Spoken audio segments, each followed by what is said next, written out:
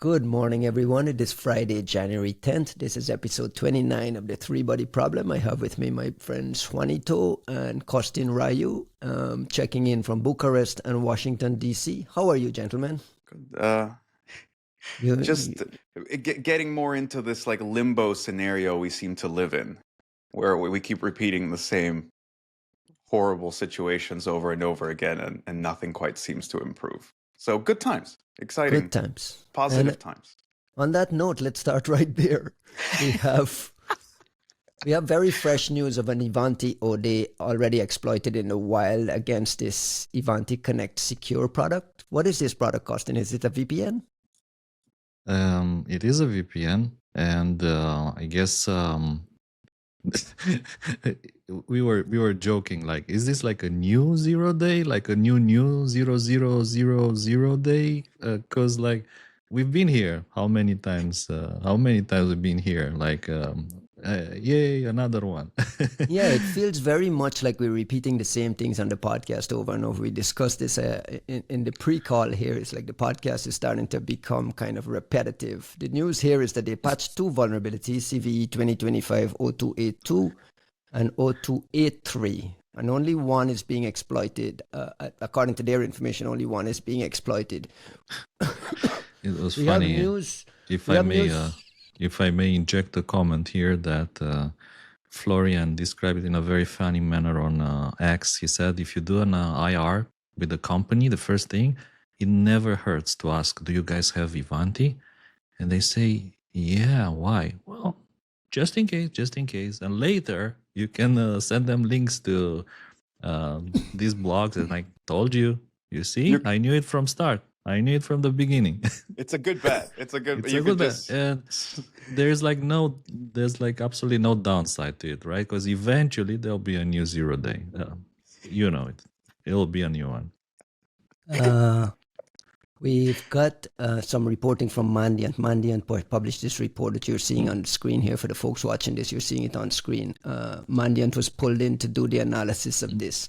And one of the things that stood out from the Mandiant blog post is they say Ivanti and its affected customers identified the compromise based on indications from the company-supplied ICT, which is this integrity checker tool, along with other commercial security monitoring tools.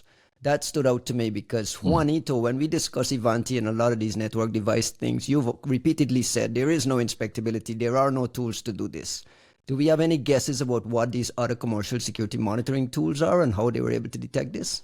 I have no idea. I actually want to ask these folks basically what they're referring to with the other commercial stuff, which it could be as simple as, if you already are able to get, let's say, a dump of the memory or something like that, you're using other commercial tools to analyze that? Or is there some quiet, like, new offering that allows you to inspect these things? I'm not sure. What I will say is, like, on the ICT side of it, the integrity checker thing, I feel like there's some like bullshit afoot in this, right? Because it's not to say that it's great that they have provided some kind of integrity checker. Like, that's part of what we hope for with something like saying that we want inspectability and blah blah blah.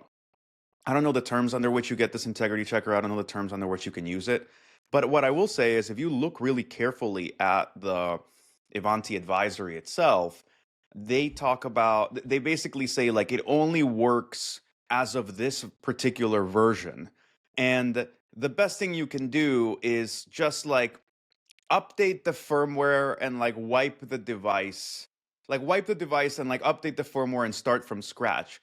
And then you can run the ICT thing. And you're like, but that's a way to, like, you're basically disinfecting the device, right? Like that, it's a way to kind of, from what the way I read it, they're basically like, oh, if you want to make sure you're good, wipe away all indicators of like compromise from your device and then run this checker tool.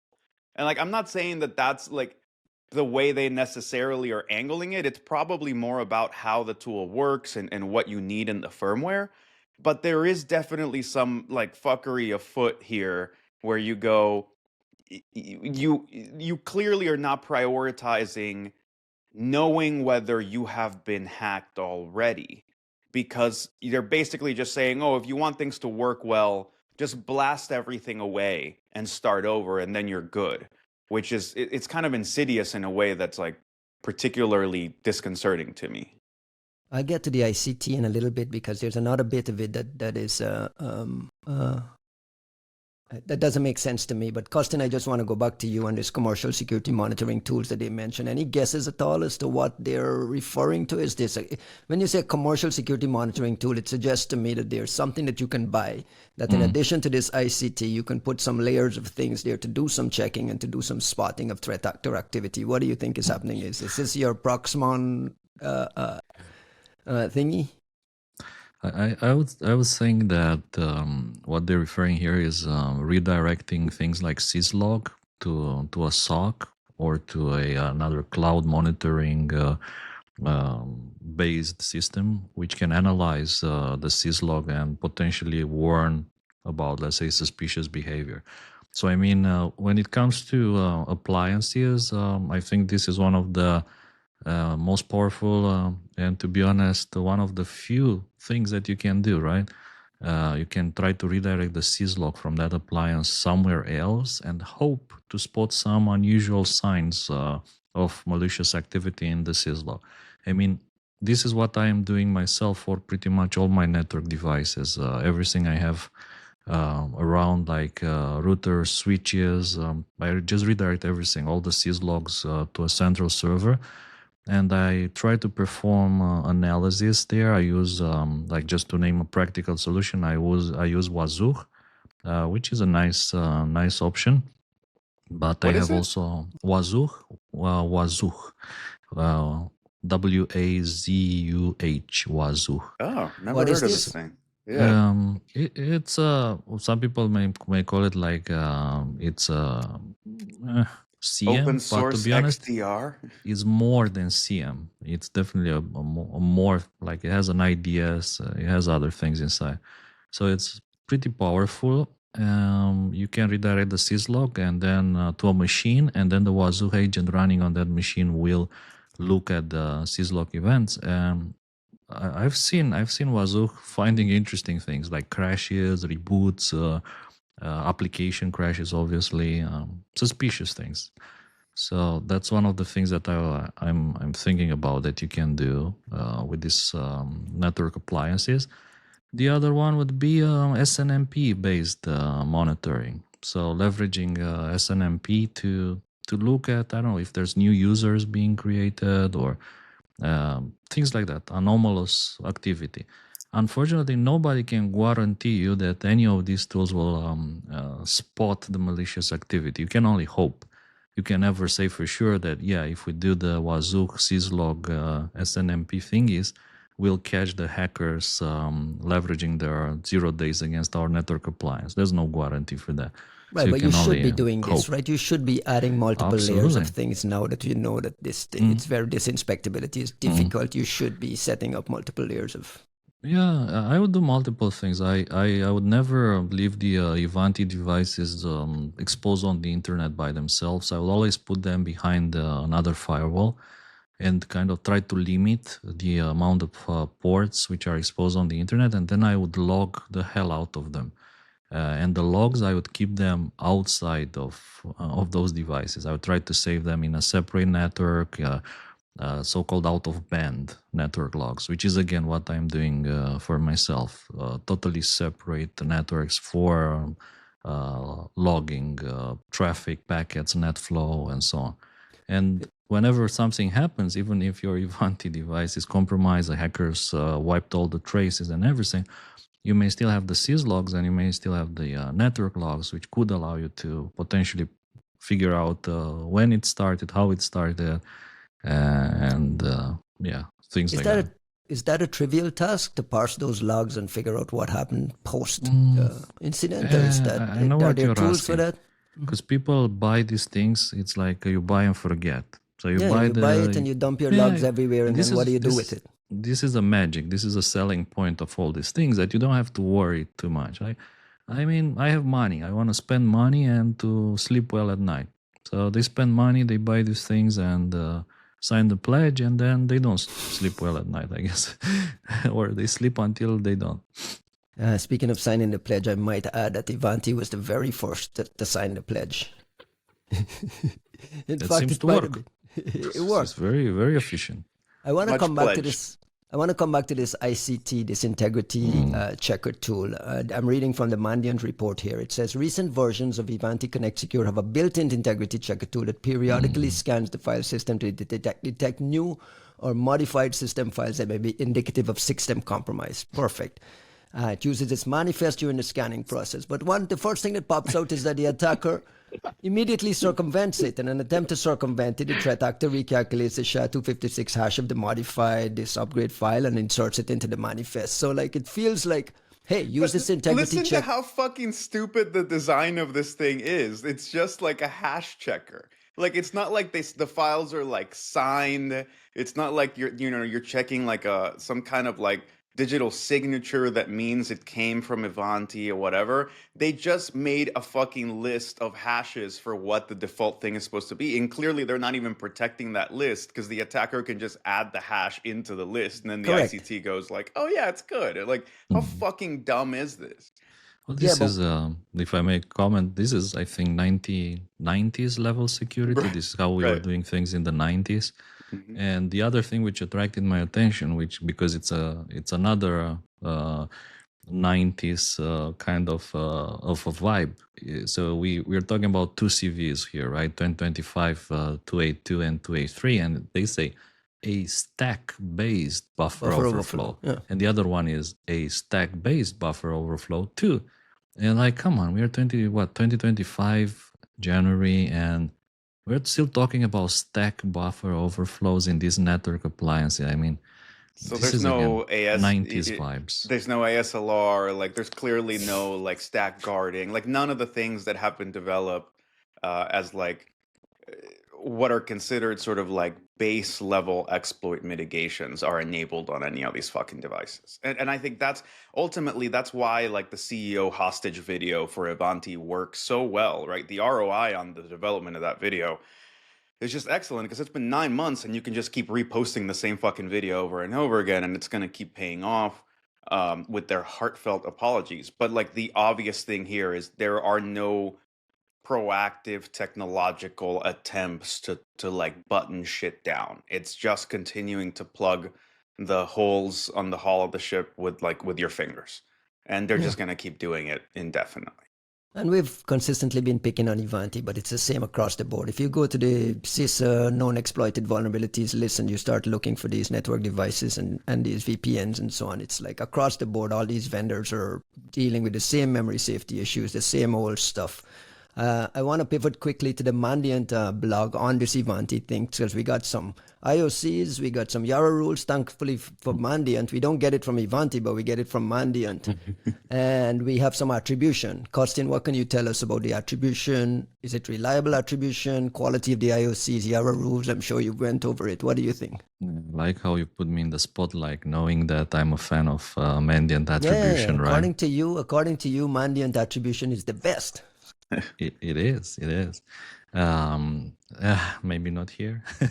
I mean, we are seeing here that Mandiant says there's two Chinese groups that are somehow connected to this. That's one UNC 5337, and there's another one 5221.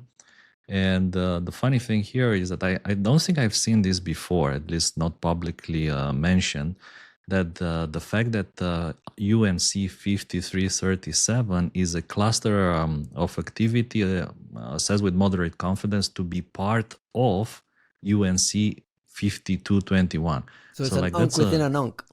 Yeah, it's like an UNC within an UNC, which is interesting, right?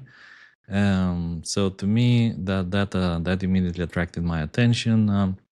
I think they do talk a bit in the attribution section more on this from the point of view of UNC 5221.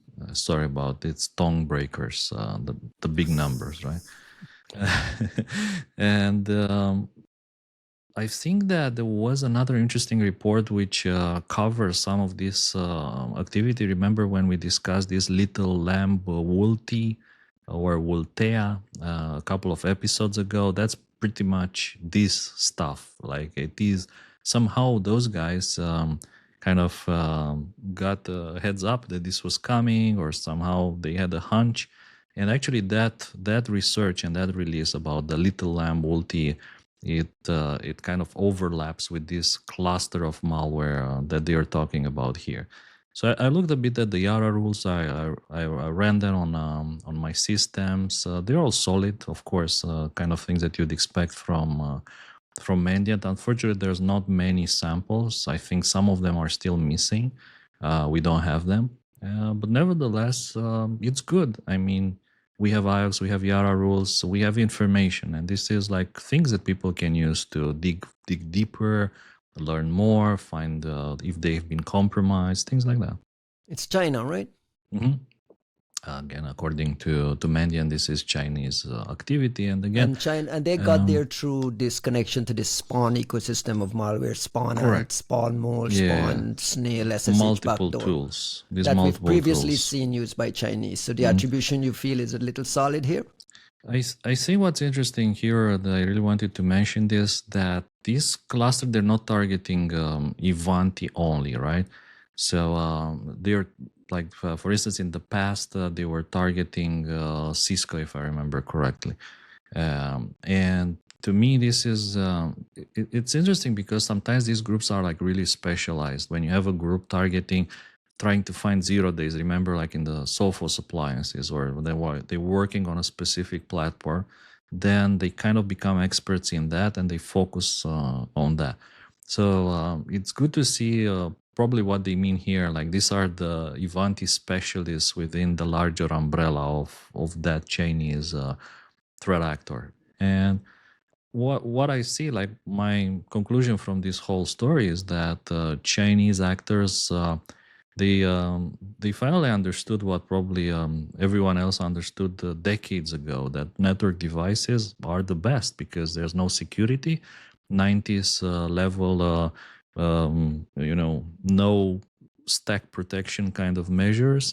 It's the heaven. It's amazing. The moment you have 0 days for that, and you get a foothold within your network through these VPN appliances or rights management or control, then you can do whatever you want, and people will just scratch their heads and not understand where it comes from. Like, how did we get hacked? Where did it start? Like, where are they? Are they still in the network? Did we kick them out of the network? Right? We can't say with 100% full confidence that we removed them from our networks, because they may still be in some appliance somewhere that we don't monitor because we don't know how to monitor. Juanito, with all these typhoons and stuff, you have to imagine this is nation state stuff at the typhoon level. Where are we going? Like, what happens next? Costin says this is like, ripe hunting ground. Is this, we've seen the hostage video, we refer to the hostage video, which in fact is the ex-CEO of Ivanti in a hotel room, basically saying, hey, we'll take security seriously. We're going to remake everything. We got security religion. Everything is going to be fine. We're going to work heavily and we're going to do all these massive investments. Do we believe that this is actually happening in the background? Do we give them some grace and a year or two to really get things fixed? Or how do you feel? What is this, the level of confidence that we'll somehow get a grip on this? I have no hope whatsoever that the situation with Ivanti is getting better. And I'll say that not out of just being completely jaded, as much as I don't see what the actual pressure is, right? Like, I would love to think that the company goes, hey, this is an existential threat to us. The entire market is suffering because of our, poor practices across the board.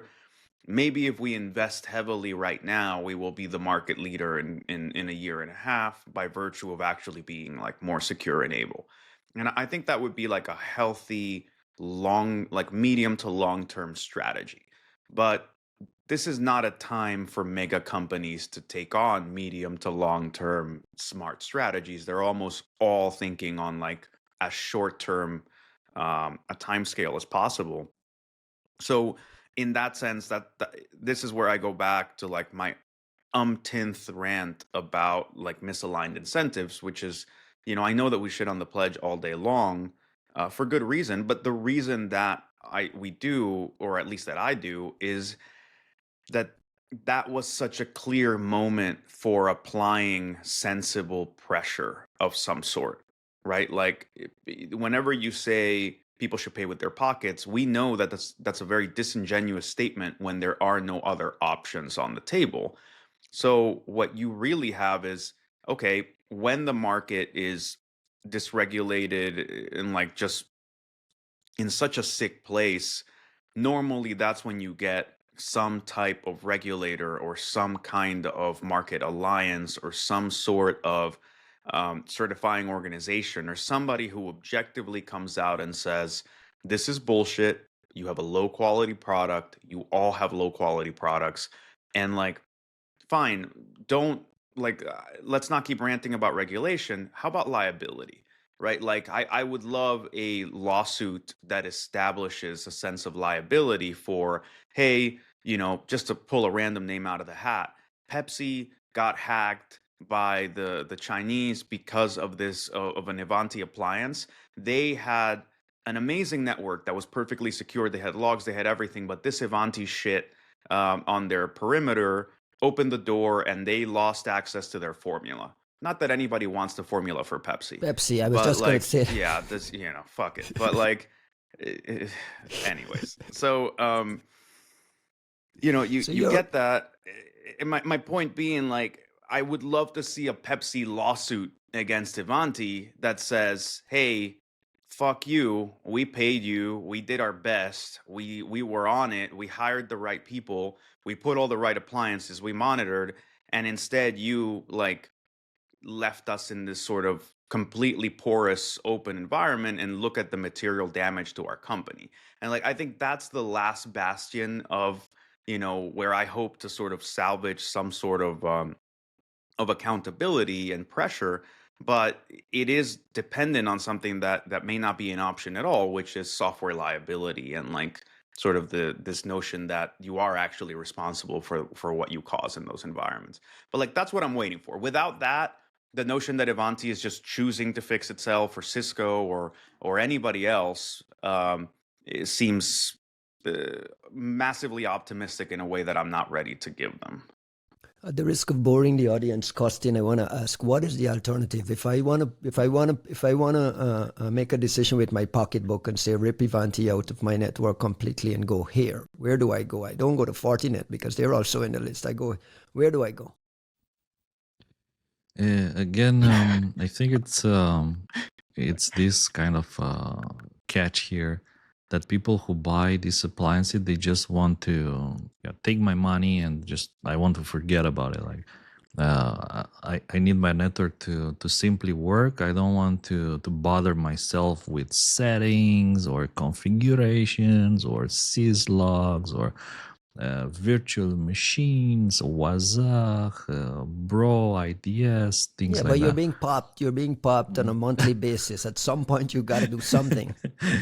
I know what you're saying. So I'm far from the guy who can do the marketing pitch for any of these solutions or recommend you the straightforward replacement. Like, but to be constructive, I wanted maybe to suggest one thing, which is, can we get the Dave Weston of Ivanti come on the podcast and tell us what they are doing effectively to improve the security, reliability, patch, buffer overflows, and all those things. So like the same way Dave Weston does it for Microsoft, right? When he published about Rust in the Windows kernel, things like that, right? Isolation, leveraging the latest features in TPMs, modern platforms, and so on. Like, can we get whoever's in charge of that at Ivanti come and explain to us like what they're doing? What do you think they should be doing? Let me put you in charge of Ivanti there. What should be the priority? Is it bringing in external experts? Is it going and getting a big giant pen test by a Bishop Fox? Easiest thing is just to do pen testing of their solutions. Like this is the easiest. So first of all, hire like a reputable company to do pen testing and try to weed out as many bugs as possible. That's one. Obviously, a bug bounty program to motivate researchers to contribute and try to find bugs in their stuff. And I would establish a department inside Ivanti who is responsible for finding bugs, like leveraging AI specifically to find buffer overflows and the likes in their source code base, with a dedicated department with 5-6 people specifically for this task, because I mean this is one of their biggest issues. Then I would get someone to review what is like the platform that everything is based on, like the version of Linux, what is the foundation, and investigate how to update that to the latest versions of the Linux kernel and mitigations and security protections that we have in the latest versions of Linux, or if it's even feasible to switch to something else as again like the foundation of the whole platform. Then I would also try to rewrite all the backends, try to identify what is the reason for all this buffer overflow. Is it like C code? Is it C++? Is it again like what is the reason for that, and replace it with better memory safe alternatives. Rust is what everyone is talking about nowadays, but I would just try to replace that, rewrite it. And very important, in my opinion, if you ask me, I would commit to like every quarter publish an update of what has been done and what like has been achieved. This is what we have done. We got rid of this. We rewrote that. And at the moment, we still need to work on that and that and that and that. Like to see like a transparency and the roadmap, and not just Ivanti. I mean, this is you can apply to any company selling these appliances. Speaking of China and typhoons, and we barely touched on it last week because it was breaking at the time when we were on the air. This U.S. sanctioning this Chinese integrity technology company for the link to Flux Typhoon.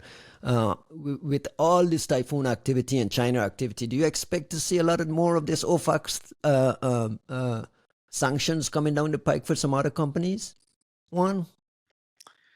I think we hope so, right? Like the idea being that these indictments kind of tend to either reveal or cement some understanding about where sort of what the infrastructure is that's supporting some of these different threat actors, right? To us, they're just threat clusters, they're just unks, and maybe you got lucky and you stumble upon something that lets you know, hey, there seems to be like a company here, somebody messed up, and like you can kind of relate, and like the kind of work that like folks like Dakota Carey do so well. But you never have either you never have that kind of clarity on your own, or B, you can't publicly substantiate it in any meaningful way, right? Like it's a lot harder for a private sector company to come out and say, hey, we see all of this related to this, company in China. There's usually like liability concerns about that. You don't, you can. It's like the bullshit that we saw with Appen, where it's like, oh yeah, that's enough. Just mentioning this name or whatever is enough for them to try to use some bullshit legal recourse to try to like stop you from publishing. So you don't usually get that information coming out, and it's why something like Intrusion Truth worked so well, where it was like basically somebody just whitewashing this information and maybe parallel constructing it, or maybe just pointing to what was already there, but essentially somebody was putting it in the public record, and the fact that it's in a blog somewhere means that we can all finally just point to it. So I see the indictments working the same way. I don't expect them to have sanctions. Yeah, like I don't expect indictments or sanctions to in themselves materially affect how these places operate, but they give us enough to be able to find other ways to latch onto these things, publicly discuss them, and then hopefully add some friction in some capacity, or at least understand how the MSS, PLA, et cetera, are working, where you go, yeah, they seem to always outsource things in this way. There's a company that looks like this. Their registrations look like that. This is what the kind of profile of people that are working there. This is the kind of profiles that they're putting up for like job postings. Like all those things allow you to, in some way, round up a bunch of other possible vessels and vehicles that are being used for this. So it is useful from a research perspective. So I hope there's more. Who is this intrusion truth? Do we know? No. Fucking we know. We got some we are on this podcast and here in the United States, all these blog posts are blaming China, but we've got news out of China Daily. What are they blaming? A Twitter account. I'm showing it here on the screen. It says the legacy media blames China for hacking, but reports reveal Volt Typhoon is linked to U.S. intelligence using tools like Marble to shift blame. Who is the real hacker? Let me play this video for you guys because it's fascinating to me and I want you guys to respond to it in real time. This is a video that was posted on X by China Daily. Legacy media is at it again, accusing China of hacking U.S. ports, power grids, and telecom companies. Sounds pretty bad, right? But what we have uncovered is shocking. Turns out Volt Typhoon is linked to the U.S. government. A bombshell report reveals Volt Typhoon's features, such as Chinese language strings, come from a toolkit called Marble. Let me pause it right there. Apparently there's a bombshell report. I don't know. Are you guys familiar with what the bombshell report is? I actually don't know what it's referring to. But what is Marble?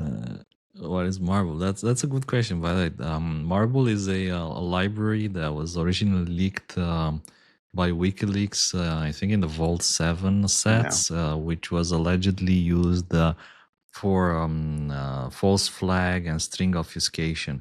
So to be honest, like if you ask me, I don't think we have ever seen this being used for real. So I don't think we've seen any kind of tool or any kind of binary that was leveraging something that looks like Marble.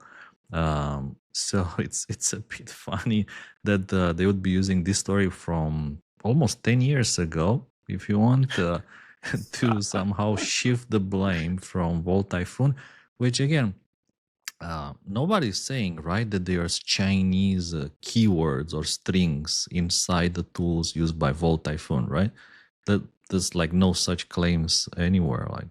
Well, there is a bombshell report that says it. Bombshell. The bombshell report doesn't say there's Chinese writing inside Volt Typhoon scripts. I don't think it says that. Let's finish up the video. Let's go. To the U.S. government. A bombshell report reveals Volt Typhoon's features, such as Chinese language strings, come from a toolkit called Marble. Marble is a cyber weapon developed by the U.S. intelligence agencies. It is designed to obscure the origin of malicious programs, erase fingerprints of their true developers, and shift blame to other countries. Who benefits from this? Microsoft secured a $9 billion contract with the U.S. Department of Defense. Lumen Technologies was awarded a 5-year contract worth $110 million. Wait a second. Is it U.S. intelligence? Is it Microsoft? Or is it Lumen? I mean, we're laughing about this, but like this is the official, we have to treat this as the official government attempt or response to this. Juan, what do you make of bringing in Microsoft $9 billion deal and Lumen U.S. defense deal? I mean, I've said this before, like I wish that $9 billion bought the U.S. government some actual cooperation from Microsoft, to this level. But it's actually, I mean, the whole thing is pretty hilarious just in how patently idiotic and obviously grasping at strings it all is. But I'm laughing. I'm also feeling like a little breathless in the sense of like how completely shameless this whole setup is.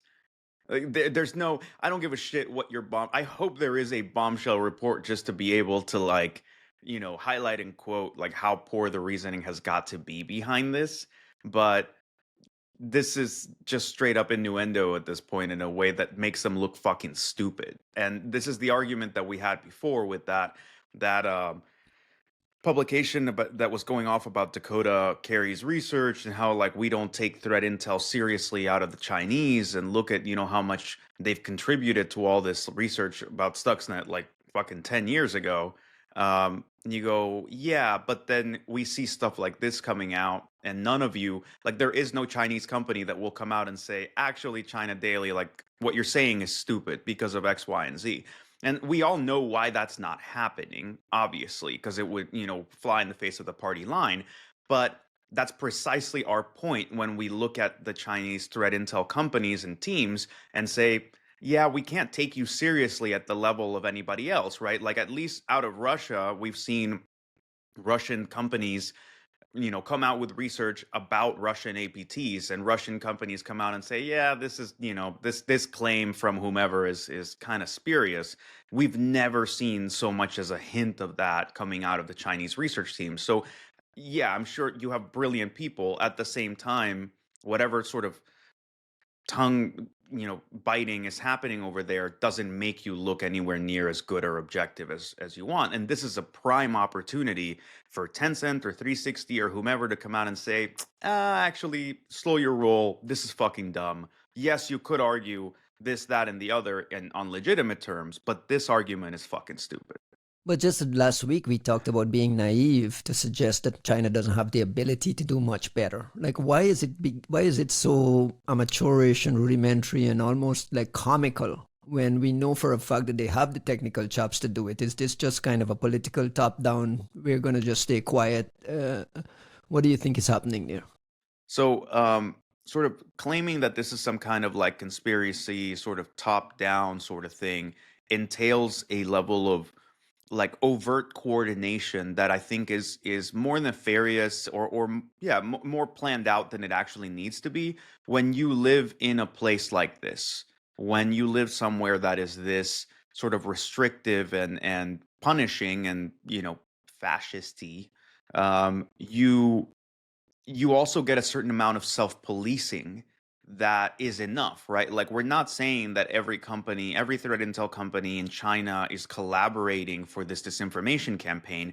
What we're saying is they just happen to be very quiet about things that are clearly relevant in their space, that they, having the talent we know they have, are in a position to come out and say, yeah, no, that's not how this works. What you're saying is not true.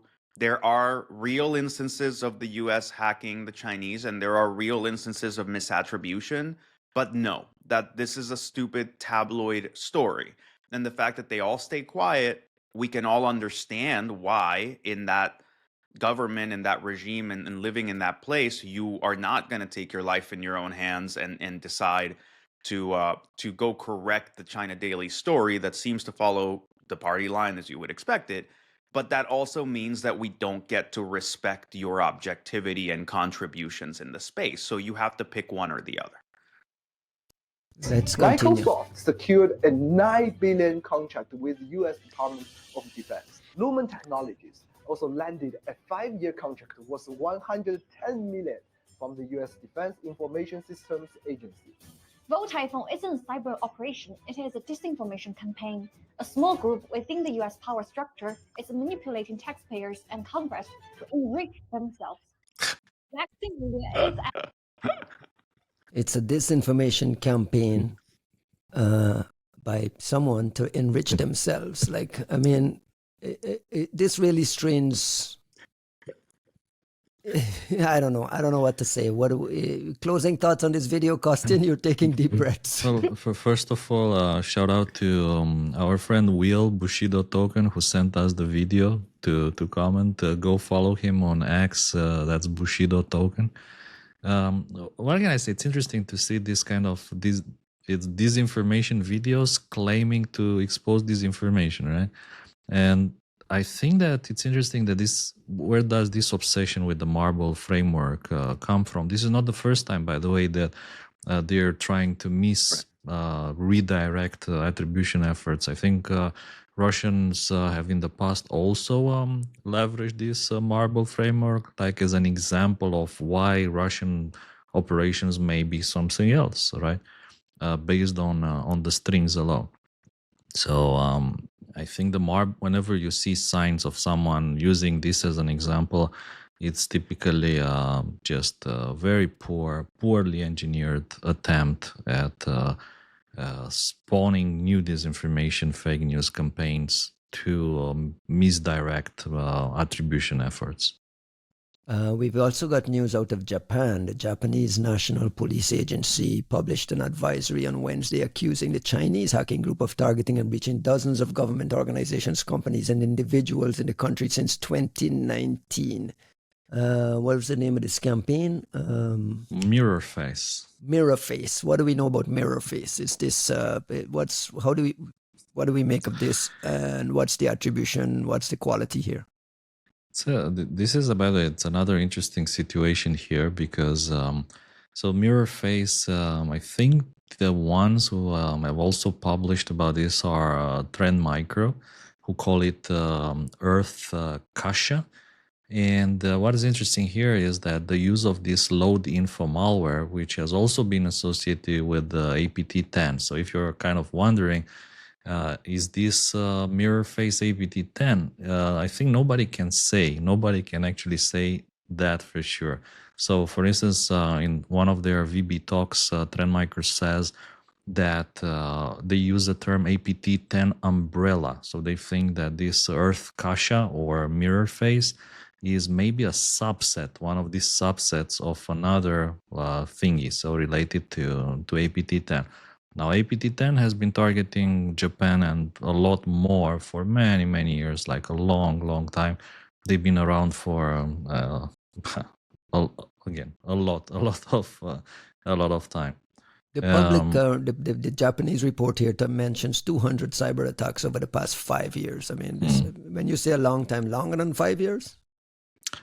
So I guess that the first reports about mirror face / Earth Cache, they do go back to 2019, but APT10, it goes back maybe more than that, like at least 8 years, according to my own research, if you want. I think it's interesting that there's a lot of new research coming out of Japan these days.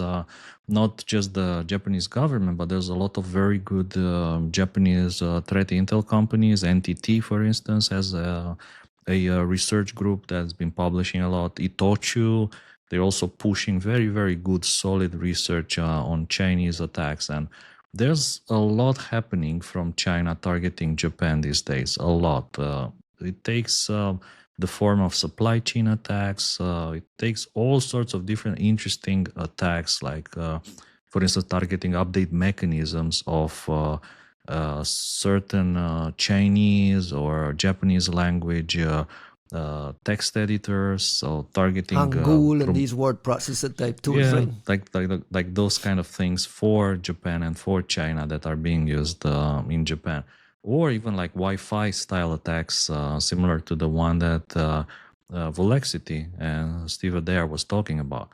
So there's a lot of happening in Japan these days from the point of view of China. And for sure, APT10, they've been super active, and Earth Cache, there's a lot of documented evolution of their load info toolkit, especially from Trend, by the way. Juanito, you've consistently said that Chinese APT bores you, but you've also said quite bluntly that China is kicking our ass. It feels like China is actively kicking everyone's ass, or are we picking on China? Are all these governments kind of colluding to just China? What is going on? No, I don't think we're picking on China. I think China's just the most brazen out of all of them, right? Like you just kind of. It's just scale and brazenness, right? Like there's not even a need to really hide things. Nothing seems to stop the drumbeat, and you just have these operations of scale that kind of dwarf everything else that's going on. I would also point out that it's not necessarily that the Chinese are so super spectacular as much as I think they have. Like I said before, like they've engineered their way into our blind spots. What I think they've really figured out is just like everyone is systemically weak in this way, and then they've optimized operations to just like basically laser dance in just the right way, in and out, up and down, and just in such a way that our telemetry sucks, that they, they don't get collected on, they don't actually get meaningfully stopped. You're not going to see any sinkholing, you're not going to see any redirecting, you're not going to see any blocking, you're not going to see, clear like infrastructure that you can latch onto. Like, they've just been incredibly smart in understanding just in what way we're all weak, and leaning into that programmatically. Now, I don't get the whole like picking on China. I mean, we're spy. All spy. All governments have an espionage unit that spies. Like, why are we making a big deal out of China being caught spying? It's more, spy, and spies will continue spying, and there's perfectly good reasons for spying. I think it's more along the lines of what are you spying for, and what are you using that for? And for some reason, we find it more objectionable when it's not for freedom.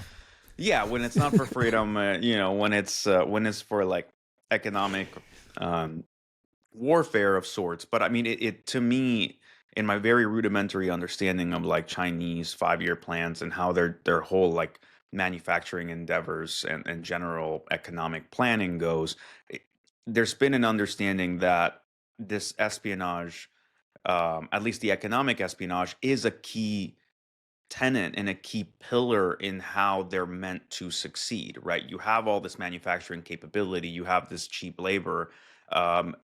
What keeps it cheap is not spending on R&D. It's not spending on trying to catch up with so and so or figure out how it is that they did X, Y, and Z.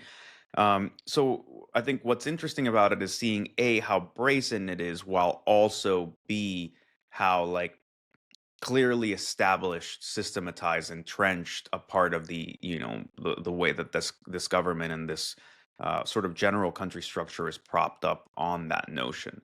That said, look, everything we've been talking about with the typhoons and stuff, it's not economic as far as we can tell. It's about war prepositioning. It's about actual espionage. It's about counterintelligence. It's about just plain old fucking intelligence of like, what is a president-elect planning? What is like, those are all well-established things that you do. What I think is interesting about this is, I think if the Chinese are feeling picked on, they're only suffering from success, because the conversation I hear us having, or at least the one I hope we're having, is one about the extent of our failures. It's not about the extent of their successes. I wish we were having a more clear conversation about like, look at how successful the Chinese are, right? Like, it's super hard to run agent networks inside of China. It's super hard to keep the Chinese from having all of this infiltration, insider threat type espionage inside of the United States. It's super hard for us to keep the Chinese from like buying property in strategic locations of the United States, the way that like Kristen Del Rosso and Maddie DeVoe's research from LabsCon clearly showed, right? Like, you have a super sensitive military base in the middle of God knows where, America, and there's massive plots of land near those bases that are owned by Chinese companies with like barely anything hiding that type of ownership. Like, there's so many ways in which we're getting played. And so there's the discussion that we could have about, look at just how successful the Chinese are being in setting up this sort of like intelligence checkmate that is very hard for us to navigate just on the basis of our own laws and our inability to help ourselves. And then there's the alternate conversation, which is, look at just how fucking weak we are in this, that, and the other way. And, yeah, China can feel picked on, but they're suffering from success. And I think we need to be a little more sober about treating this all as a discussion of like categorical failure that we should use to pivot rather than wait to make it a postmortem.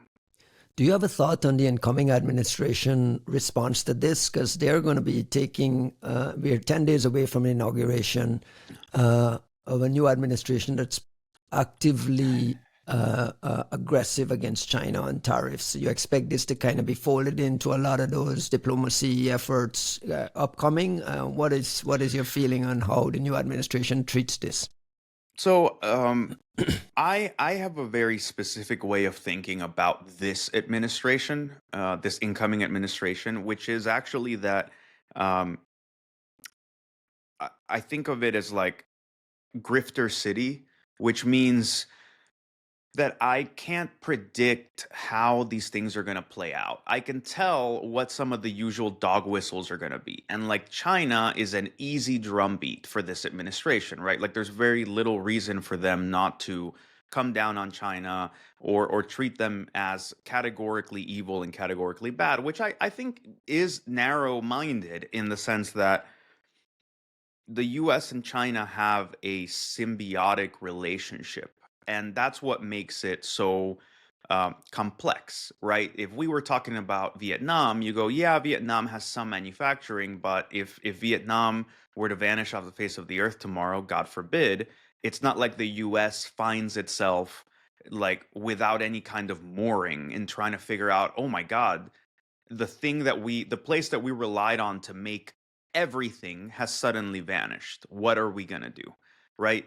And that's where I think I'm not trying to be naive and sort of say that we need to be more supportive of China or whatever, but I think that when we categorically think of them as a complete evil and a complete, like, morally absolute reprehensible place, which you can make that argument on the basis of their human rights record and blah blah blah blah blah, but that undermines the fact that we're in a symbiotic dynamic with them. And the argument in that case, if you're smart, is to say you want it to be symbiotic rather than parasitic.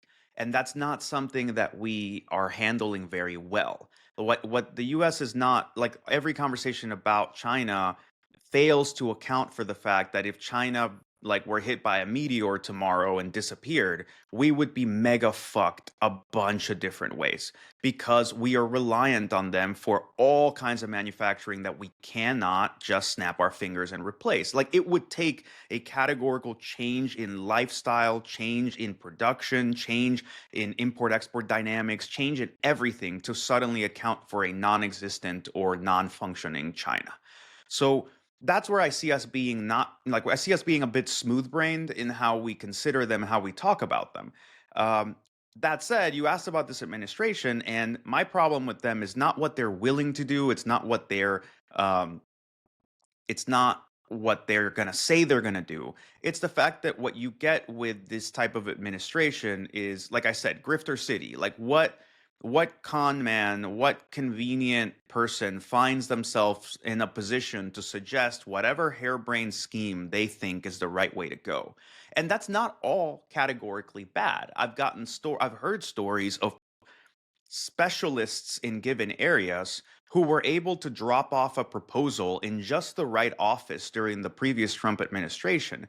And that shit became law without anybody taking, like, it became policy without anybody taking so much as a red pencil to what the original proposal was. So clearly they're completely asleep at the wheel, and somebody can come in and be like, I think it's important for us to, sanction or put friction into the import, export, and production of bicycles.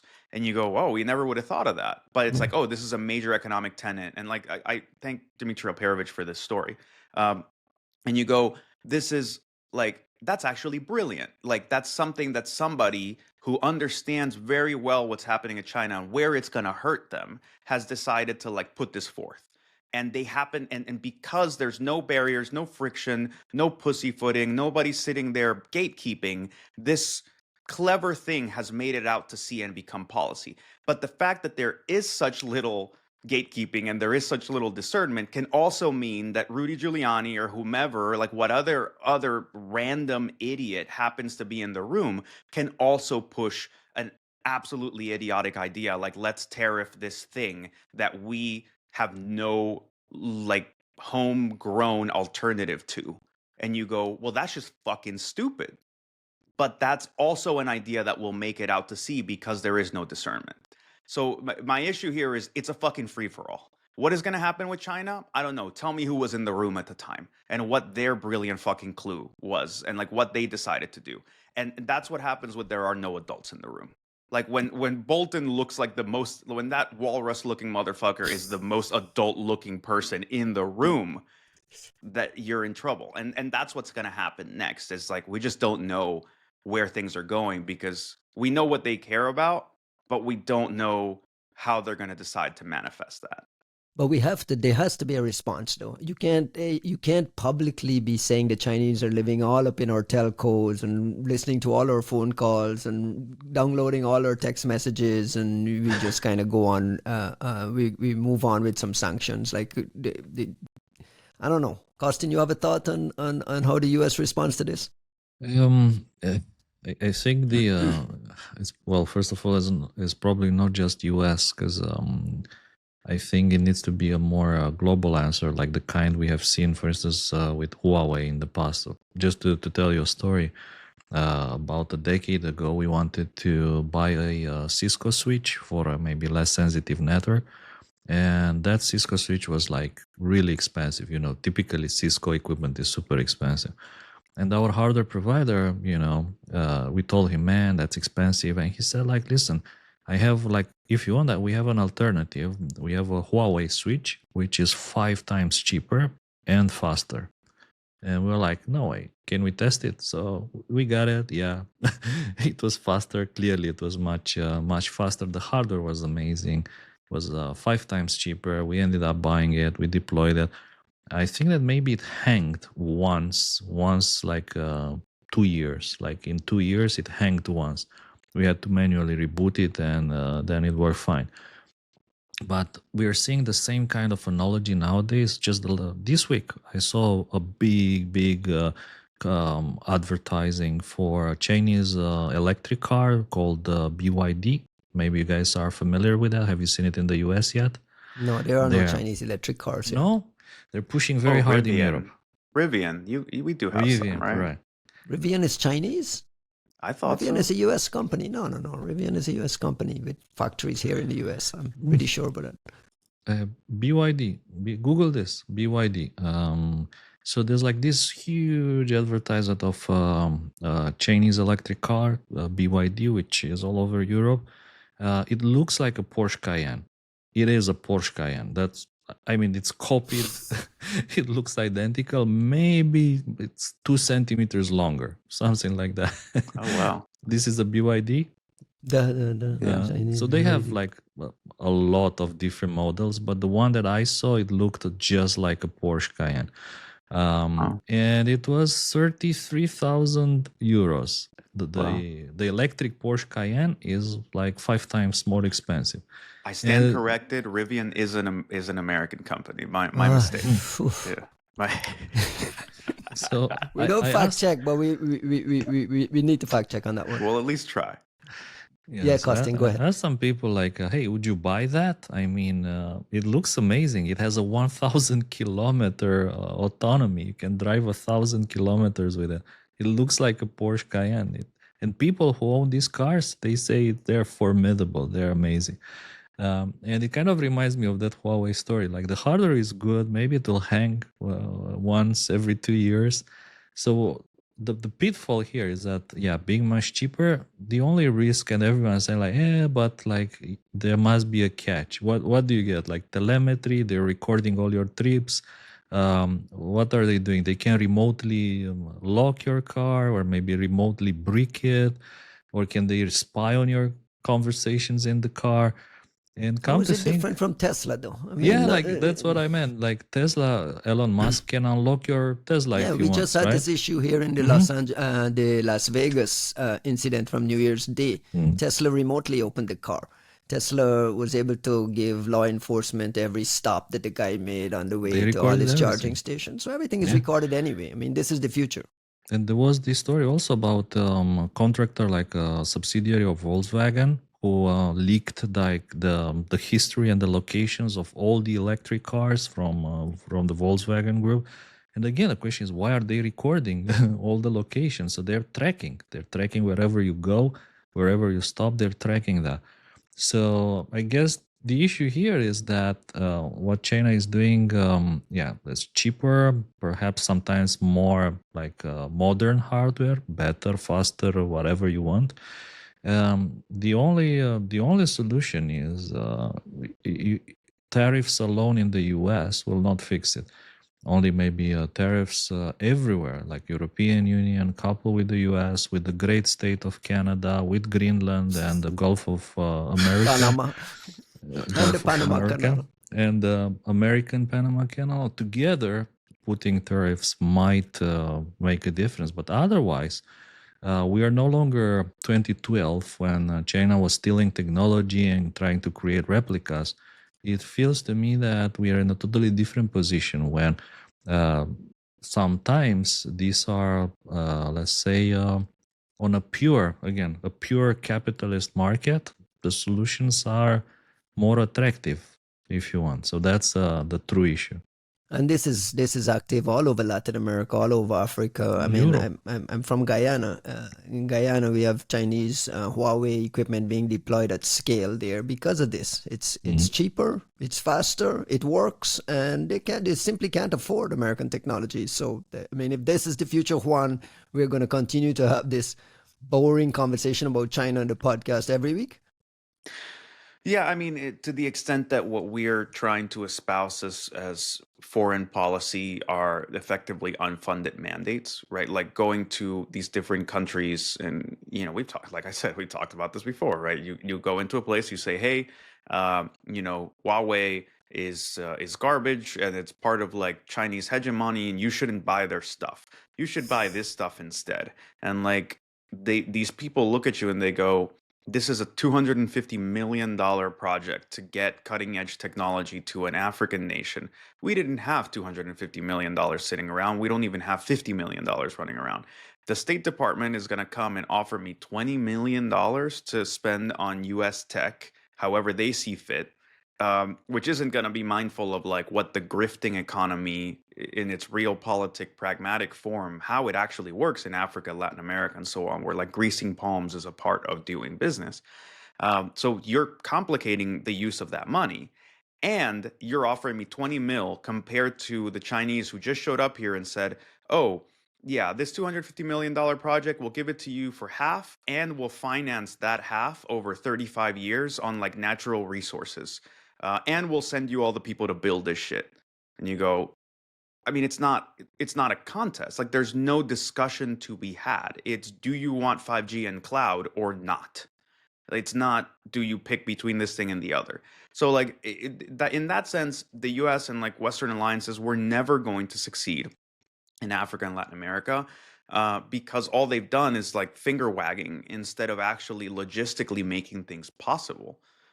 So there's just no argument on the financial hegemony side. And what we need to admit is when we go spend however many $1 trillion terraforming portions of the Middle East, you're no longer in the position to then go and spend however many $1 trillion subsidizing a better Western aligned order in these other places. And we are going to really feel the suffering as we keep trying to move this stuff forward when we realize that we allowed Russia and China to have a complete fucking free-for-all in Africa and just take over all these places where like rare earth, like rare minerals and all kinds of important materials are being mined. We've just let them go like crisscross the place and literally slice it in half and choose what they want and influence elections, influence financial policy, influence all these different things, and just not even try to compete there. And we are going to really feel that burn if we're around for long enough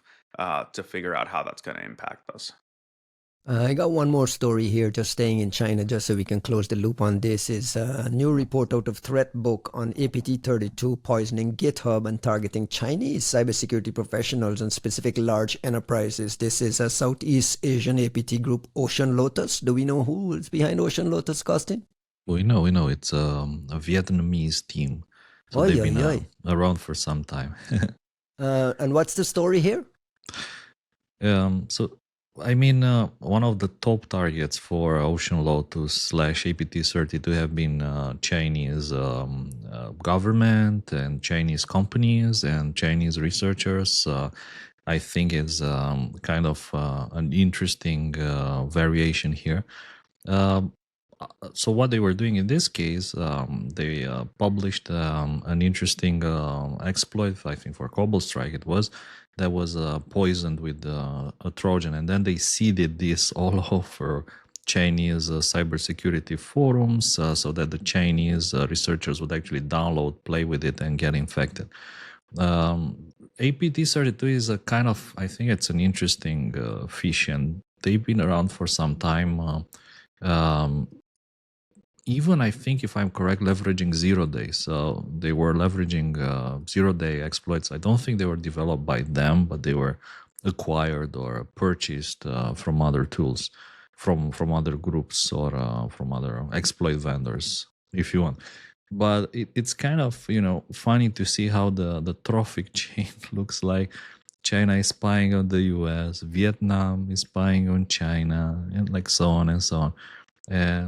Everyone has their nemesis. Everyone has like a neighbor that is always interested to know what they're doing in their backyard. And of course, in case of Ocean Lotus, they're not targeting just China, but for them, I think China is a top interest. Juan, is Vietnam and some of these Southeast Asian countries, are they pretty active? Is this something you track closely? I mean, definitely on the Ocean Lotus side of things, right? Like they're actually impressively keyed into some of the intellectual property theft stuff as well. Like you could see them going after a lot of different manufacturing adjacent companies in the United States that you would have expected the Chinese to be at, and they're probably there too. But I think it suggests sort of a similar approach to how they want to handle their economic standing. That Vietnam, it might not be operating at the same scale as China when it comes to manufacturing, but I think they see a similar avenue to their survivability and their thriving. And in a world where you do see mega companies like Apple trying to back out of being solely reliant on China, and they're trying to go to India, and they're not getting the results that they want from Indian manufacturing standards. There is opportunity for places like Vietnam that I think they're quite clever in making sure they're positioned for. We obviously are not taking that financial quote unquote threat quite the same way as with the Chinese, but I think it is very interesting to look at something like Ocean Lotus and say, well, clearly some part of this is very similar to what we see from the Chinese, similarly minded. And then you have what you would expect of like traditional espionage, especially of the Vietnamese going after the Chinese. And I love that for them.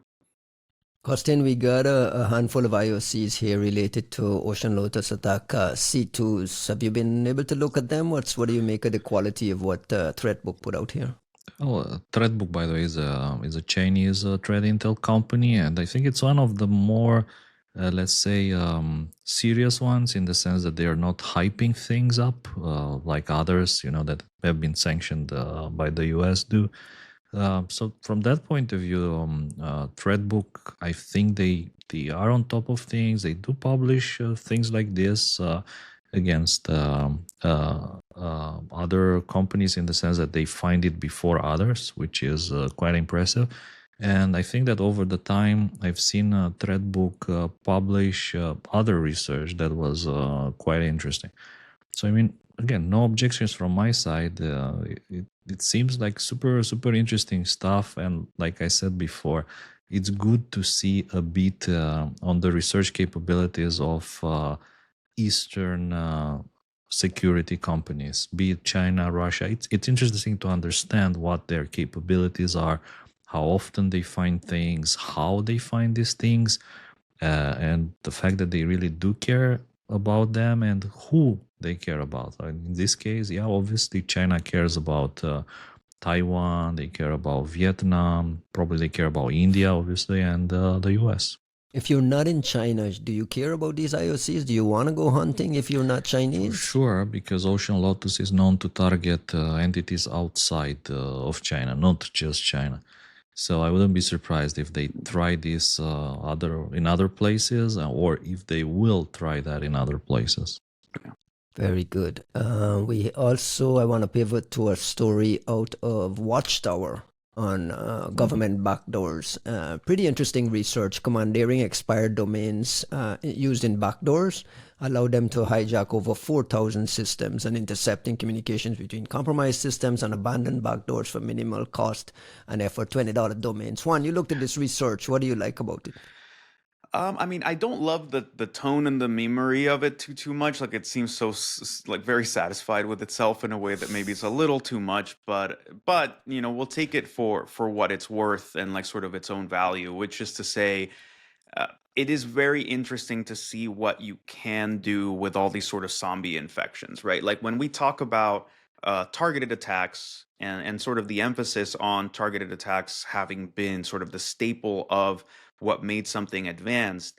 I think we were kind of, for a period there, we were maybe a little just too impressed with ourselves or too wrapped up in what seemed to speak to us as sort of like poetic, high-minded types of attacks. And instead, what you see with a piece of research like this, which, you know, just to skip a beat and say, what is it, right? Like, these guys are talking about how they went ahead and they registered some, you know, certain types of like defunct domains, and that meant that they effectively, what we would have done for sinkholing, to them, it's like, well, you are taking over what Costin and I would have referred to as like victim stealing in our fourth party collection paper, which is to say, you know, I take over some of the infrastructure or I hack existing infrastructure, and therefore all of its downstream victims are now my downstream victims. And that's what we would have, you know, that's what we saw with things like Turla taking over Oil Rig, or like Turla trying to sneak into sort of Pakistani operations, Turla, you know, trying to piggyback on Andromeda infections and stuff like that.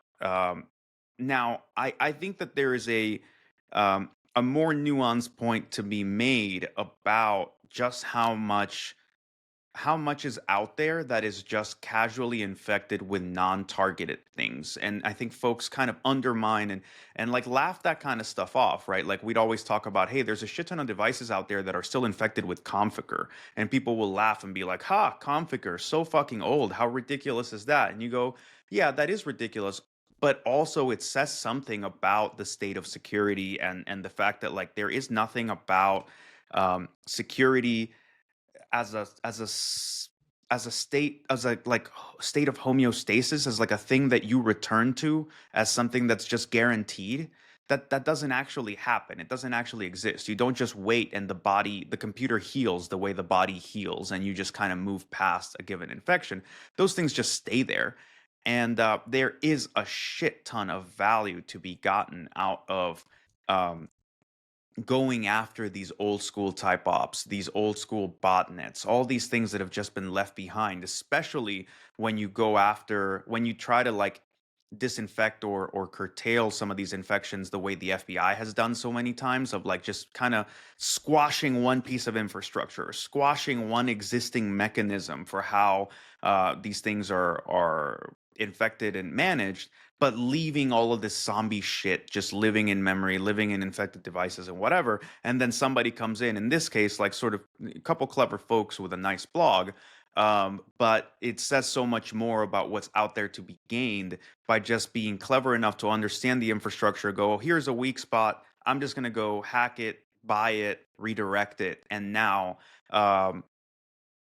defenders are in no position to leverage a command to disinfect those machines. That's supposedly a liability and supposedly illegal.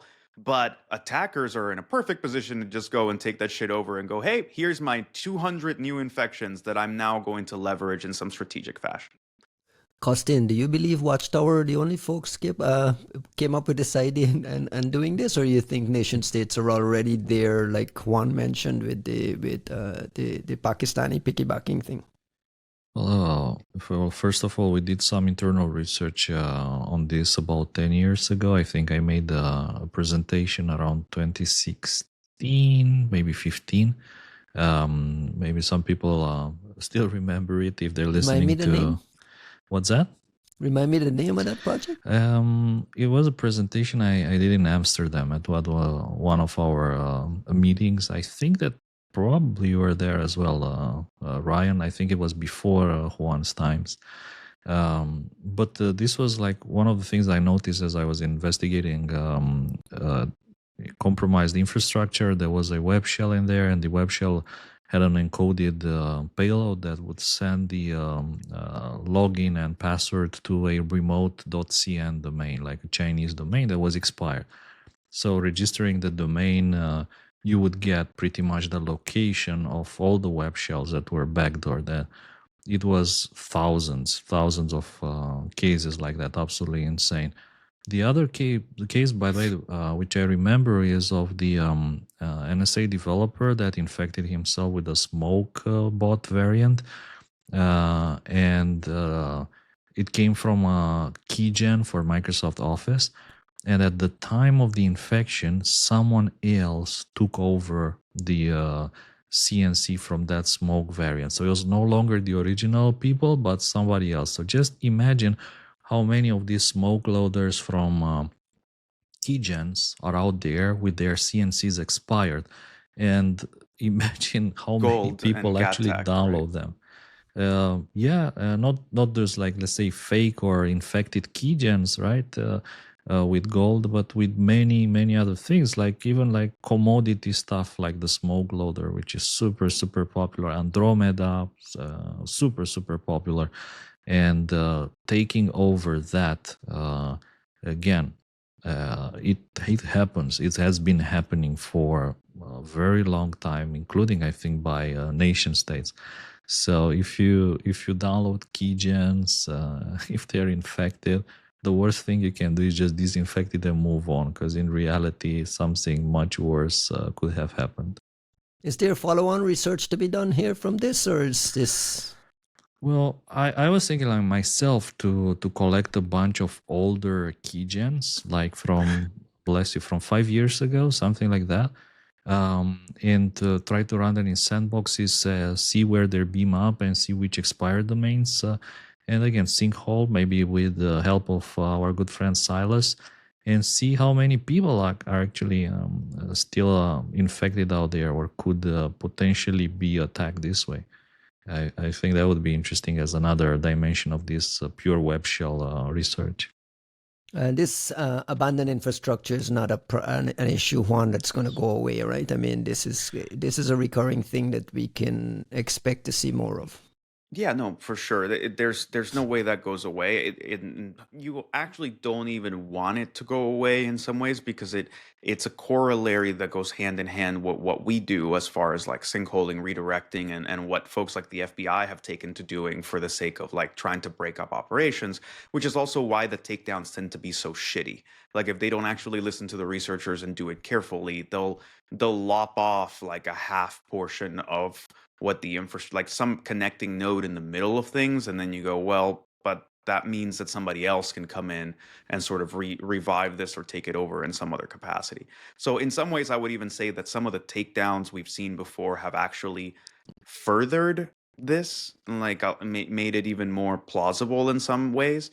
I think the problem that you get is more along the lines of what can people do with what they take and what they get access to.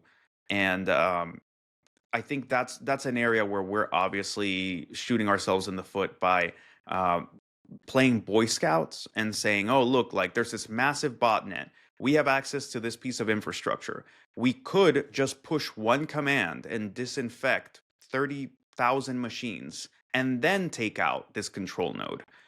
But instead, they go, oh, no, that's hacking. What happens if you issue that command and one of those machines is actually like connected to a baby that's intubated in an orphanage hospital somewhere, so innocent, so pure. So you know what? That abstract, completely ridiculous possibility means that we'll just leave them all infected and we'll take out this one server. We'll go to do our press, conference. I'll get a promotion. We'll pat ourselves on the back until our hands fall off, and then like we'll all move on. Yeah, it's like fuck off. But it is to say, like, it is the general sort of background radiation of insecurity. And like Costin said with the keygens, right? Like you get interesting groups like Gold and GATAC. You get interesting components like both, like, if I remember correctly, Dark Hotel and Animal Farm sort of pushing to make these big bots based on things that were like seeded torrents and things like that, where you go, there is a value to having a bunch of, am I remember that correctly, Costin? Like with some That of hotel they did have this self-propagating yeah. worm, right? Animal There's, Farm, I don't recall it, but I with may be Animal wrong. Farm, I'm thinking about what was it, Nbot maybe? Where Mhm. you get sort of infected components, and the idea is like there is a value to having a fuck ton of infected machines, either for like presumably DDoS, but also because the exact same thing we've been talking about. I infect. Orb networks. Right. You could have redirection, you can have false flag implications, or you can just go the new Chinese route and you go, I have 30,000 infections. Are there any of them that are in interesting places already? And let's go from there. So there is a value to taking on that sort of operation. And with things, I keep bringing up gold or GATAC, whatever you want to call it, because there's something to be said for proactively seeding insecurity in a clear, self-motivated way. Everybody's going to want a copy of Photoshop. Everybody's going to want a copy of Microsoft Word. Everybody's going to want a copy of Windows. Most of these other countries don't make a habit of actually paying for licenses and getting official update channels. So let's seed keygens that are infected already. And coming from the AV or EDR, XDR standpoint, we're not even in a position where we can just proactively kill these things too easily, because you could very well kill the Windows install of some customer, let's say in Ukraine, because you took out the thing that was like the activation bypass for their whole Windows installation, or you stopped their Photoshop from working because they were using a cracked version of Photoshop. And you go, this is clearly a source of massive insecurity, but economically, I can't look at them and be like, yo, go spend $2,000 per computer on software licenses so that you can be secure. It's like, not an option. Speaking of Ukraine, I have another story here on my list about Ukrainian hackers wiping a big Russian ISP called Nodex. Ukrainian hacktivists operating under the Ukrainian Cyber Alliance group claim responsibility for the cyber attack. The attack resulted in the complete destruction of Nodex network infrastructure, leading to significant internet outages. Costin, do we have IOCs? Do we know what's happening here? No IOCs that I know of, and actually I was trying to find any IOCs associated with UKA, the Ukrainian Cyber Alliance, which has been around for a very long time, like since 2016. Originally, there were like several activist groups that they joined hands, and then they brought a few more groups on board. And I think over the time, they've done a lot of these wiping attacks. So they've been responsible for a lot of them. This statement from Nodex is funny. There are no deadlines or forecasts. First, we will raise the telephony and the call center. That was the focus. The network has been destroyed. And they've done this before. UKA in particular, they've done this many times, including they've done this to a ransomware group, a Russian ransomware group. I think Trigona ransomware, which was funny in my opinion, that they managed to hack that ransomware group and wipe them, kick them out of business. So it's interesting. Part of the ongoing cyberwar between Ukraine and Russia. There's of course the Ukraine military intelligence who have been doing these kind of operations for a few years already and bragging about it. And it's also a lot of these hacktivist style groups on both sides, by the way, that operate from the shadows, some of them with a lot of members, like patriotic hackers, if you want, super active. Like, for instance, some of them, especially Russian groups, have been targeting Romanian ISPs as well. And for instance, they were trying to shut down the Deaf Camp website, the conference I attended in December, in order to disrupt this Western technology conference in Romania. So yeah, the hacktivist cyber war on the internet affecting big ISPs. I don't know if it's really the largest ISP in Russia, this Nodex. Me personally, I haven't heard of them before, but it's definitely I think a significant event. And again, I have not seen anywhere any kind of UKA IOCs. I checked the Kaspersky website, which recently they've been publishing only about Ukrainian attacks or mostly about Ukrainian attacks, hacktivists, and so on. And even Kaspersky, who is now exposing these Ukrainian cyber attacks, doesn't have anything on UKA. Juanito, this is par for the course in wartime. Do you? Yeah, at least for what we've seen with this one, and it's been a back and forth, right? Like we've seen Russian, both state and possibly non-state hackers go after Ukrainian ISPs with some success, right? Like that's what we saw with Acid Pour, was what looks like proper You guys Russian and these ops. names, oh my God.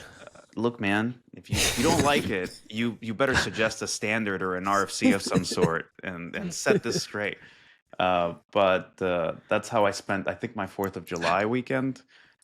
So you just take it. But in any case, yeah, we've seen it happen back and forth a great deal, and it's, I mean, it's kind of cool as far as like infrastructure goes. You go in and like you actually wipe out a bunch of servers, and you take out what is effectively important infrastructure for large swaths of the country, of just like, yep, the ISP is down, so God knows how much else sort of cascadingly falls apart. But yeah, it just comes as par for the course, and you're gonna see this continue to be leveraged over and over again.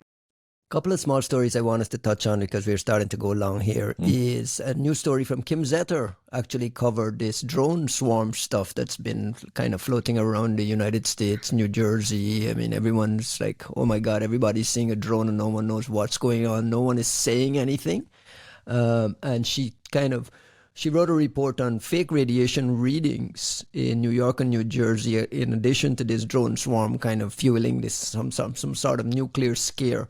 And Juan, you mentioned the Ruben Santa Marta research when you were doing our annual report thingy. Yeah. She went back to Ruben. Kim went to Ruben and was able to confirm that this was some sort of fake readings. Help me understand what the reporting is here.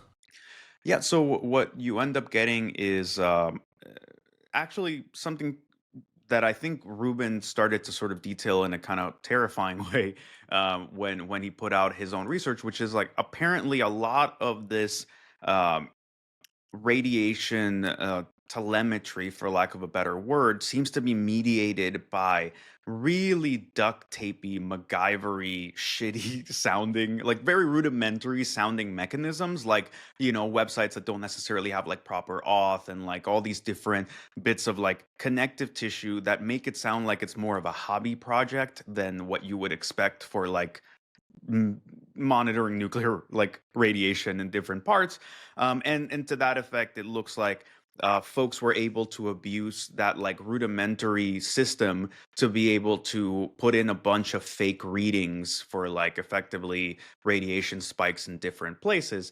And then you let, that's one aspect of it. And then the other aspect is you have folks that are so primed for conspiracy theories and like expecting to tinfoil hat their way to everything that you go, oh my God, this anomalous thing that we can't verify must be connected to this other anomalous thing that we don't understand, the whole drone thing. And you go, oh, they're flying drones because they're looking for a stolen nuclear weapon. They're looking for this other nuclear, potential nuclear disaster that's happening.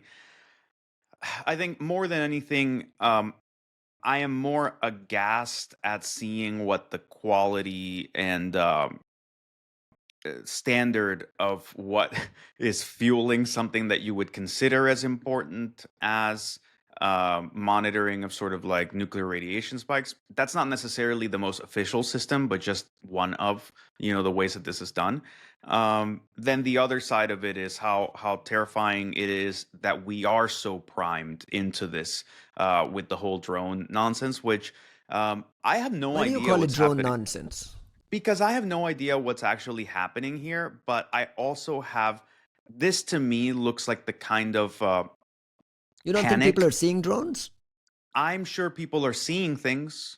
I treat it the same way as like reports of UFOs. Like people see things and then they misreport what they're seeing, and then they post a shady video, and then somebody else makes a comment, and another person speculates, and then you never go back to the fact that like that video was like of a Starlink satellite, or that video was of of somebody flying a balloon somewhere, and like maybe there was something off or shady to it, but we are forgetting how much potential we have for like bizarre mass panics, and how much like people are primed to like people who want to see things will see things, and then you have all this completely unfiltered social media like network effect that makes people think that there is a massive set of incidents that are unaccounted for, and in reality what you have is, like I said, network effects where you can effectively convince a small population that there's a whole set of other people substantiating something that in reality is just a bunch of unverified claims and grainy footage, and people who just want to believe something bigger is happening. So Costin, back to UFOs. Brothers, I am such a sucker for all these stories. I mean, I believe everything. I want to believe. That's my motto. And back in the days, I think 1988, I've seen a UFO myself. I mean, nobody can take that away from me. I've seen it in Romania one evening. I've seen it like moving just like a satellite in the sky, but taking sharp turns at impossible speeds. It would be like, I don't know, 10,000 kilometers per hour, flying in triangles, like in a zigzag pattern for half an hour at least before it quickly sped away. So I want to believe. I mean, if it wasn't drones looking for what is called a broken bow, then maybe it's UFOs, maybe it's aliens. We can still hope.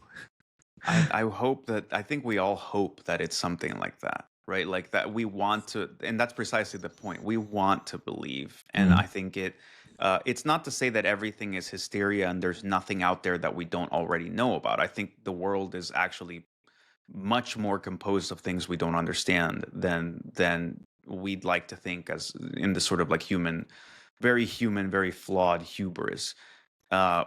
But in this particular case with the drones, I think we're in such an obviously bad state of like information fidelity that I'm not saying nothing is happening. I'm not saying that no one has seen anything that would be worthy of investigation. But I am so suspicious of the network effects right now, as far as like how it's affecting our ability to just sensibly point to, these are the three interesting something is actually there instances that we should investigate, and these are the 200 instances of random people whose standard of truthiness is too low, who are also amplifying, adding, putting up pictures, putting up a shot of a UFO from Romania from 7 years ago as if it is a drone footage from New Jersey yesterday. And like, there are no community notes, there's no verification, there's no fact checking, and the thing just keeps snowballing into something bigger and bigger and bigger and bigger. We just got a new Samsung S24 update that rolled up all the Android fixes. And in addition to all the Android fixes that came, we got a word from Google Project Zero yesterday. Natalie Silvanovich tweeted about, let me just share this quickly. Natalie Silvanovich tweeting about unrestricting an issue that shows a fun new attack surface. Android RCS locally transcribes incoming media, making vulnerabilities in audio codec now fully remote. Bug in an obscure Samsung S24 codec is 0-click. There's a little bit of uncertainty over whether it's exploitable. But when I see 0-click in Android, Costin, the hackles raise, and you start to think about these mercenary groups that target folks. Is this something people should be paying attention to? Do you use a Samsung S24? I don't use that, no. But I know a lot of security people are very fond of the latest Samsung phones. So obviously, I mean, honestly speaking, this is like what, $1 million bug, maybe $2 million, $4 million bug, 0-click remote code execution on the latest Samsung hardware. there is like this there is this small note at the end that we talked about where Natalie says that it's unclear if this is exploitable, if this condition is exploitable. So I would say that the bug just, it can be triggered, maybe crash the device or crash the particular app, but it's unclear if it can be weaponized.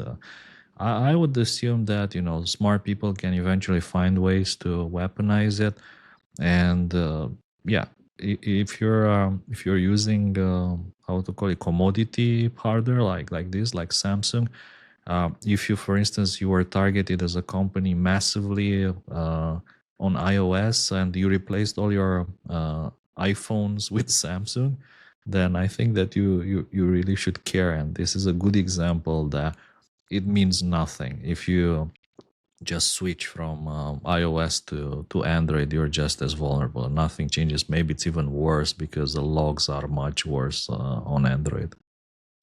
Juanito, a thought on click on Samsung devices? I mean, who uses that shit? No, just no. I think it's actually really interesting. It's so funny to see how I was trying to understand where sort of this audio codec bit comes in, right? Like it's how exactly you would trigger this. And Costin, do you understand exactly how it is that this thing is being triggered? Because it's like it's some kind of like audio codec before the message comes in. Is it for the transcription? Yeah, it's simply because they process incoming rich messages in Google Messages, right? And the parsers, which is something that we've seen a lot being exploited on iOS devices in the past for zero-click targeting.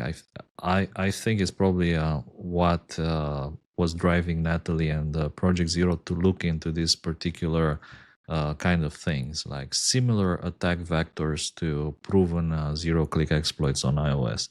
What is the equivalent on Android phones, particularly maybe Samsung, the latest generation? And yeah, that's the reality is that there's ways to get this kind of code execution zero-click on Android as well. Is there still an issue where you have to wait for your carrier? Because I don't have a Samsung device. Is there still an issue you have to wait for your carrier to roll up these with all their new features and you get this patch 3 months from now? If it depends, I think a lot what phone you have. If you have a Samsung, if it's like from Samsung, then yeah, Samsung will patch it. But in some cases, and I think this was maybe more popular in the US. In Romania, I haven't seen it much.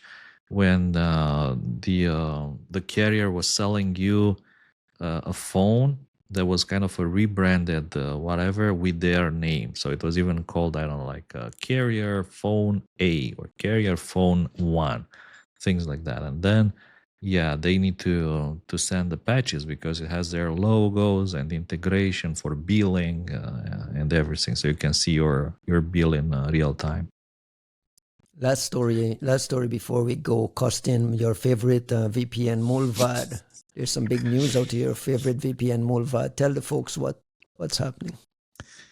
Well, this is the kind of VPN news that your government doesn't want you to see, right? The fact that Mulvad deployed the quantum-resistant WireGuard tunnels on their desktop products enabled by default. Which is, I think it's pretty interesting.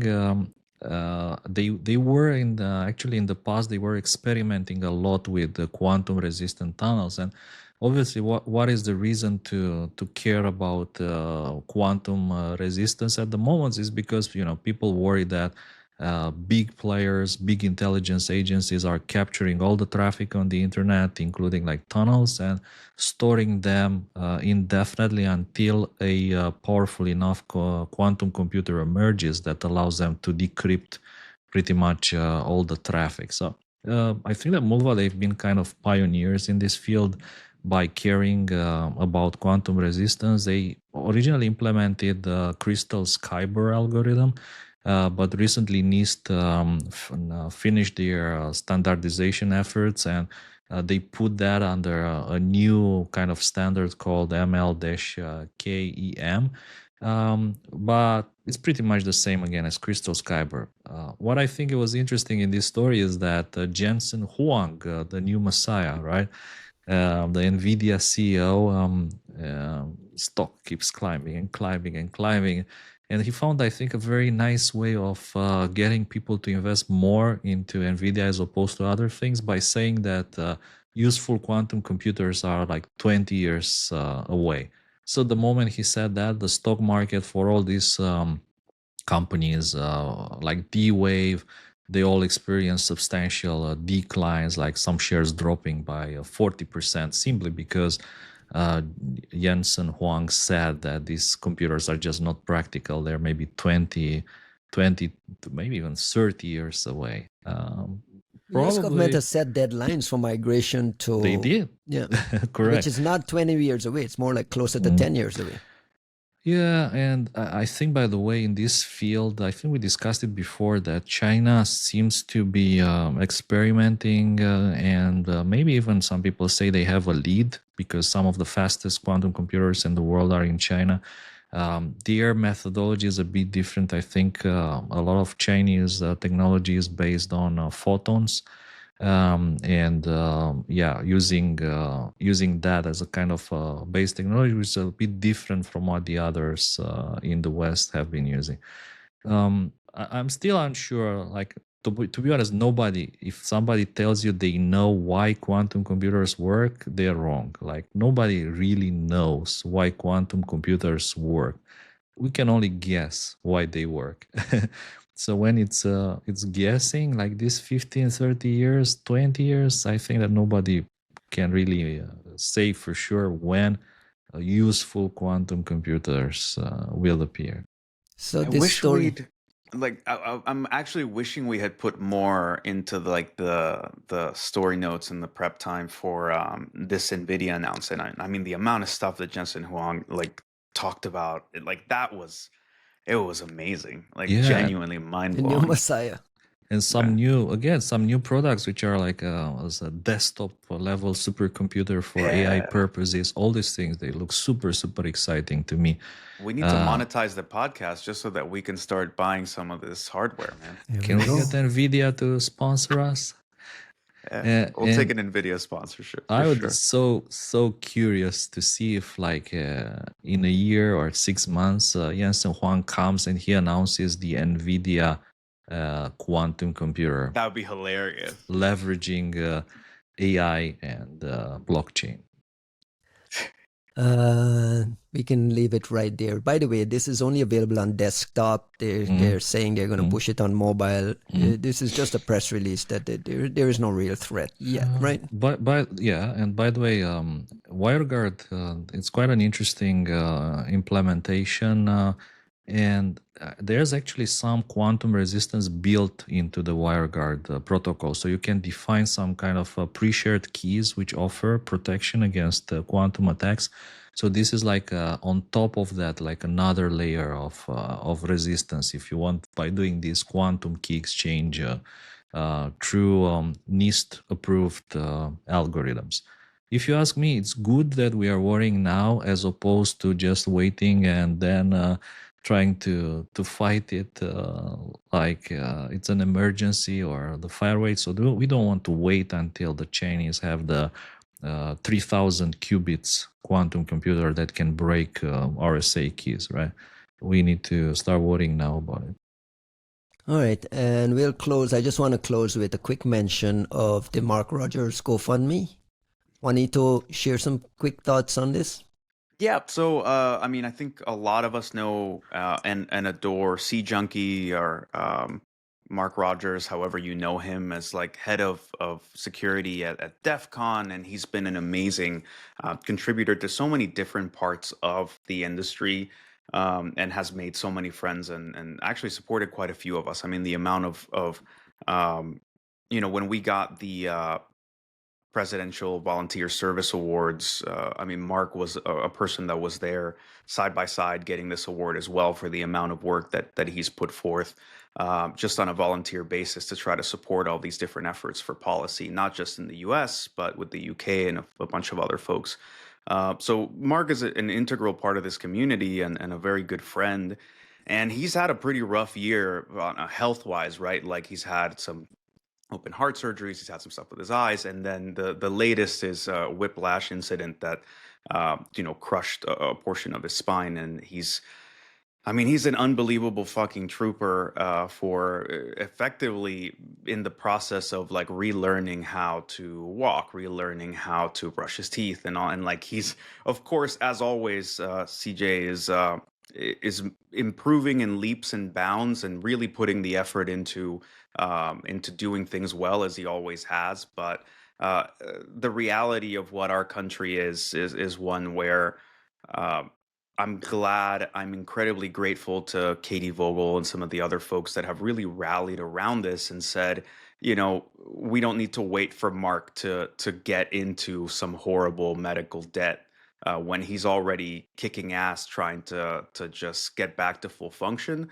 And I'm incredibly proud of this industry that has really come together to take care of their own as they always do. Like the amount of 1337 donations that are in that top is just fucking phenomenal. And I'm just grateful that we can all rally around supporting a pillar of our community that has done a lot for all of us. And this is our moment where we can at least make a meaningful difference in one space and come out and support. Absolutely. Get well soon to Mark. I mean, there's no one in this industry that's gone to a security conference or hang around in incident response circles that hasn't crossed paths with Mark and has benefited from his work. So, buddy, we're pulling for you. Hopefully, we get you out of that wheelchair. Speedy recovery. And then the last thing, get him in the podcast at some point too. Absolutely. And then the last thing is the sudden, not necessarily sudden, but the passing of Amit Yoran, CEO and chairman of Tenable. This happened last week. Amit had been struggling with cancer for quite a while. I've interviewed him over the years. I mean, he's an OG of cybersecurity as well. It's been around forever and ever. I remember him when he was, the precursor to US CERT and CISA. He was there in the early days.